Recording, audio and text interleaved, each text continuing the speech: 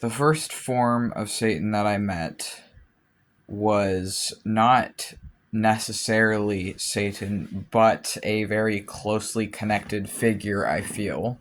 I met an angel of death named Azrael. I was around 22 when I met this angel, and it was the summer before the fall I was disowned.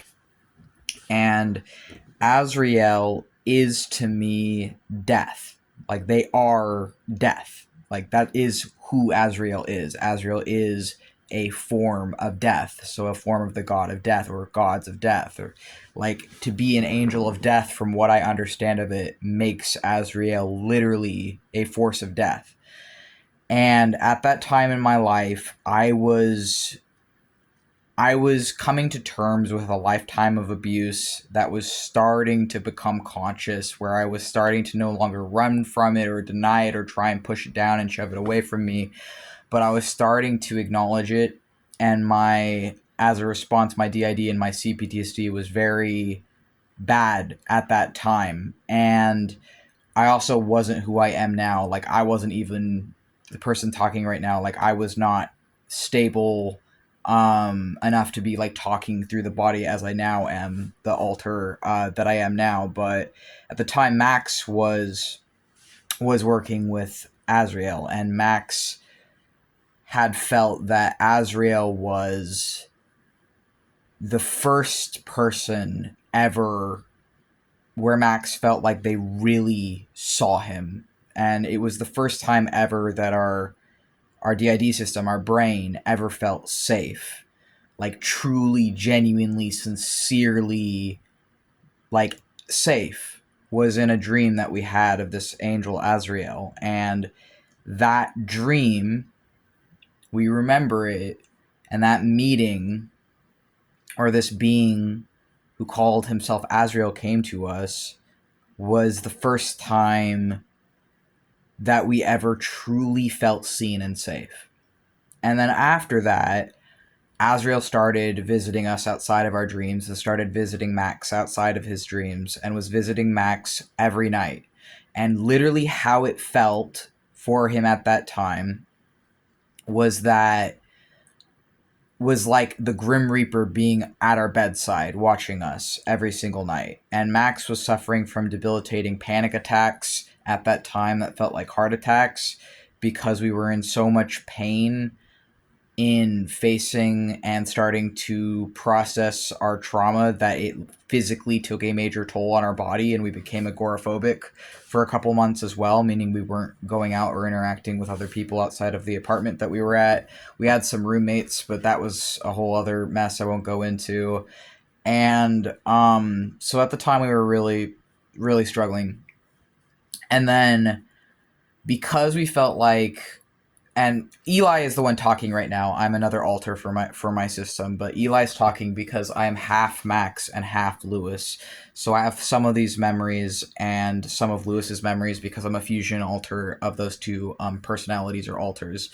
But at that time, me and Lewis, Eli and Lewis, would have been persecutory or destructive, meaning we were head parts or headmates or alters that were self-destructive to our system, to our brain, that were harmful to Max. And at that time, Max would have saw us as demons, or would have saw us as, in the derogatory sense, harmful demons. But really, because he didn't really see it that we are parts of his brain, that we share the same bodies and brain as him at that time. He didn't really know that we have DID back then, because we didn't know what DID is, and we hadn't been diagnosed yet, because we were diagnosed in 2023. And then after Azrael came to us, in time, after they taught us and helped us transition from the being disowned by our father and helped us move on from that, they introduced us to another angel who Azrael forms a part of, or is very, very closely connected to, and this angel is Samael. And Samael, as I understand him, is Satan, and is the Ha-Satan figure.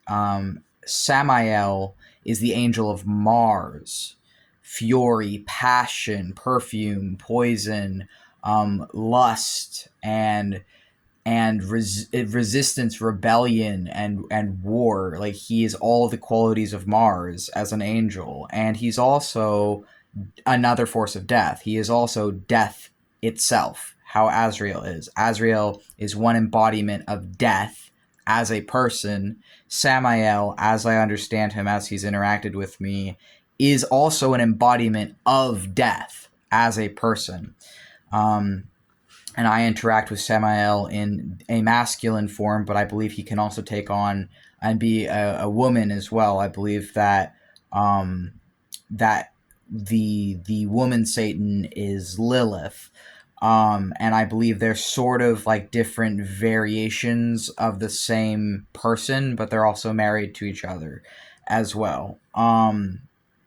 And when I see things like people making assumptions about Satan and other things, and saying like, oh, well, Satan's evil, and all this stuff, all this crap people teach, all this crap people make up about Satan, it really bothers me. And it honestly really personally bothers me, because Satan didn't have to do anything. He didn't have to deceive me. He didn't have to lie to me. He didn't have to use me or abuse me or do anything to get me to unequivocally side with him and devote myself to him, and for me to join his army, and for me to join him and to side with him and to love him. He didn't have to lie to me. He didn't have to try and take my soul. He didn't have to do anything for me to choose that as a sorcerer.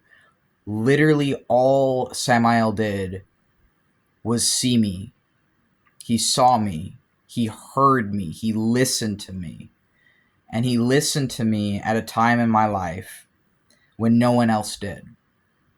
Samael was there for me, and he listened to me, and he helped me at a time in my life when I didn't have any of that from humans. And I believe that Samael is death. And I believe that everyone will face him at some point in some form, whether they want to or not, whether they believe in Satan or not, whether they see it differently or not. I think everyone will face an equivalent force, whether as a conscious sapient entity or as a more abstract psychological philosophical thing. It doesn't matter, because it's the same thing to me. But he was kind to me. He was kind to me. And yeah, he's not infallible or perfect, but I wouldn't want an infallible, perfect God, nor do I believe in such a thing. I feel like he helped me, and he listened to me when I just needed someone to do that. And that's why I'm a theistic Satanist. That's why I will always be a theistic Satanist.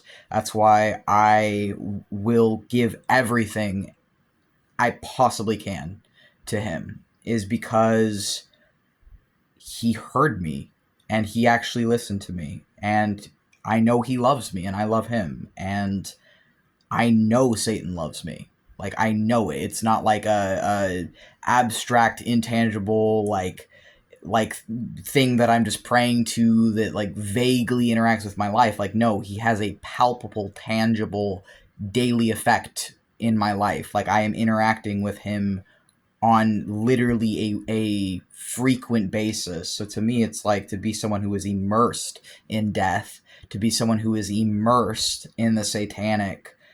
Like, I chose this because he was the first person to make me feel truly safe and seen.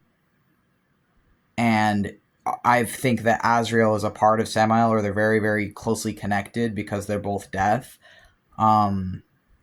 And I think that he is a seducer and he is a destroyer, but that doesn't make him evil. And I think that he truly looks out for the outcast, and he protects them in their times of struggle. And I am someone who has struggled for my entire life, and I am going through a fucking lot right now. Like, I'm really going through some shit right now that I don't even feel safe talking about it, but I know that he's with me, and that no matter what happens to me, that Samael is with me. And that's what really matters to me. And him hearing me and him being there for me when I